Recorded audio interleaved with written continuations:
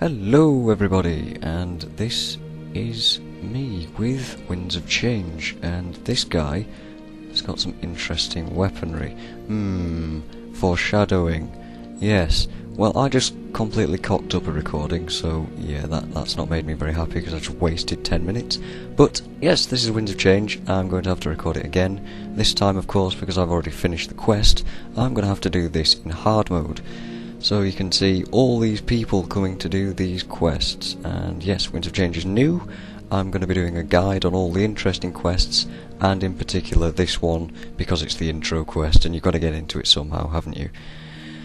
So you come to Kaineng Center and you talk to this chappie who has some interesting clothing. Yes, these are costumes as well, you can buy these in the store. I'm not advertising that, I haven't bought them, they cost too much money for me, and I'm not that much of a sucker. But you come here, you talk to this guy, and I'm not going to read all these quests out because it would spoil it for you.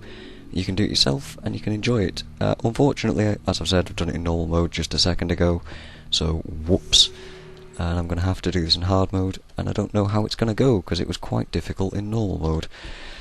Mostly because I was just not paying much attention. So yes, in hard mode there are more enemies. That's as simple as that. In normal mode I mentioned that the afflicted that you have to kill in these quests, and later on you get to kill other things. Of course, this is Guild Wars, you go out and you kill stuff. Surprise, surprise. These afflicted are actually quite difficult to kill. They're dual professioned, they're new, they have new builds, they're kind of like Warring Krita stuff. Expect that level of difficulty.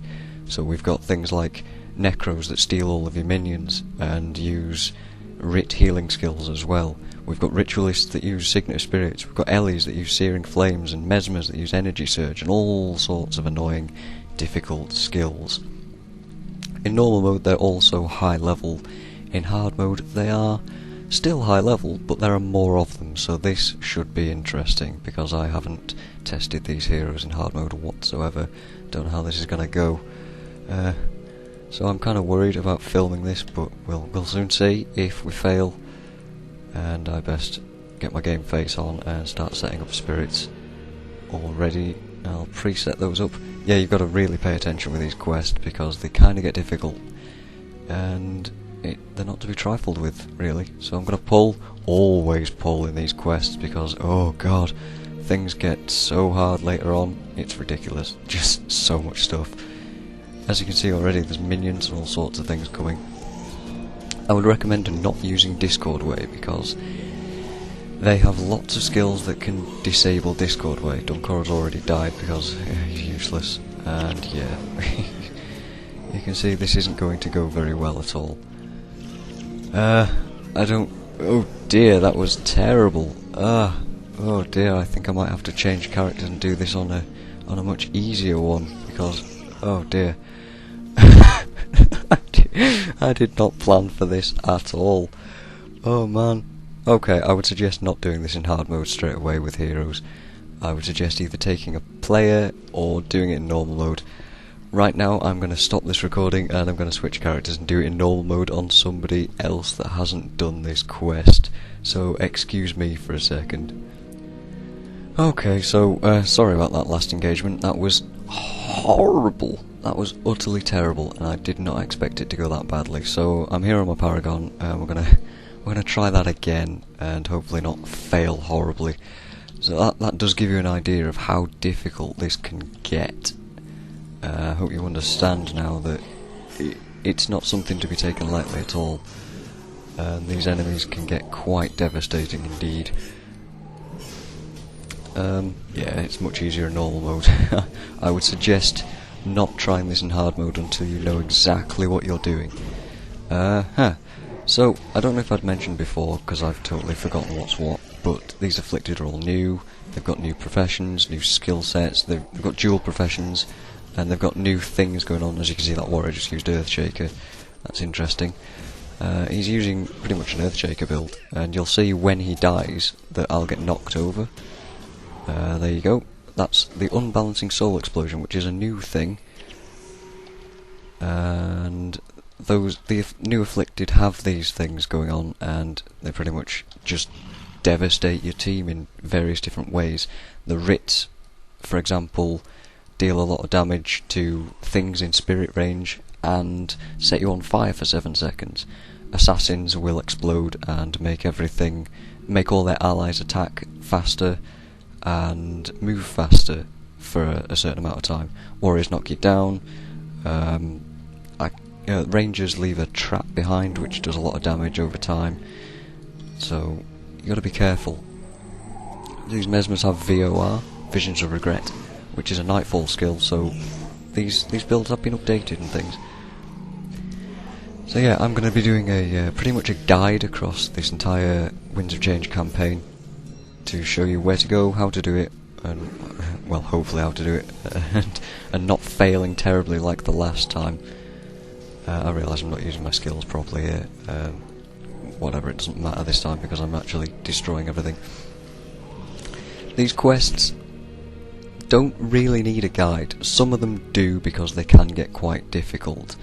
I know these first few quests and some of them in between are pretty much just go here, kill these afflicted, and then you're done.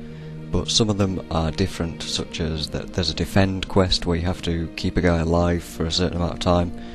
There's a quest where you get attacked by all sorts of different directions, by all sorts of different afflicted in the Shenzhen tunnels or the sewers or somewhere like that. I can't remember where. I did do this all last night as well, so it came out last night, and me and another guy, Flail, we finished that last night, so it took us about 7 hours to finish the whole thing. It was quite difficult, and I know the last quest in particular is fairly nightmarish. It took us about an hour just to do the very last quest, because there are so many enemies, and you really have to be careful with your pulling and all sorts of stuff.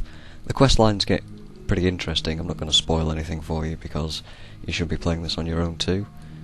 And yes, I'm gonna guide you through it. Just the interesting ones though, because right now this is the basic stuff, and it should be fairly self-explanatory. Oh wow, Gwen just got spiked the hell out. Ouch. I realise I haven't got any shouts to do. Ah, that's why I'm failing so badly. Right, yes. I was wondering why my build wasn't working very well, and it's because I'm not paying proper attention. These quests also have lasting consequences, so when I've eventually killed all these afflicted, I think Vec's about to eat the dust. Yes, he is. When you've killed all these afflicted, other things start spawning instead. So these are permanent consequences, and I find that interesting. Certainly interesting. You're going to hear me say that a lot, that these quests are interesting.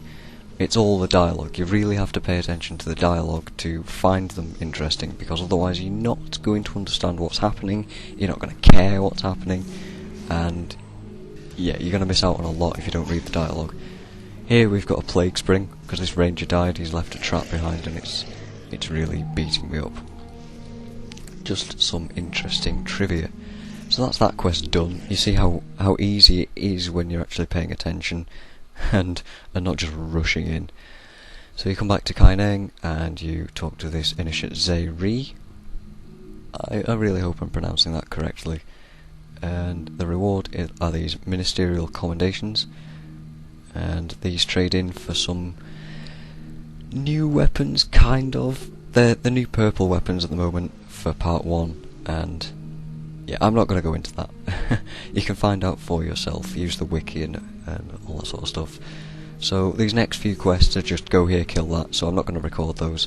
I'm going to record all the interesting ones. I'm going to speed them up and not commentate live over them because it's not too interesting to watch, but I might have some tips to offer and all that kind of stuff. So if you liked this episode, if you enjoyed me failing terribly on the very first quest, then please tell me and leave a comment, and please join me for the next few episodes. I will release those in due course. So thanks for watching, and goodbye.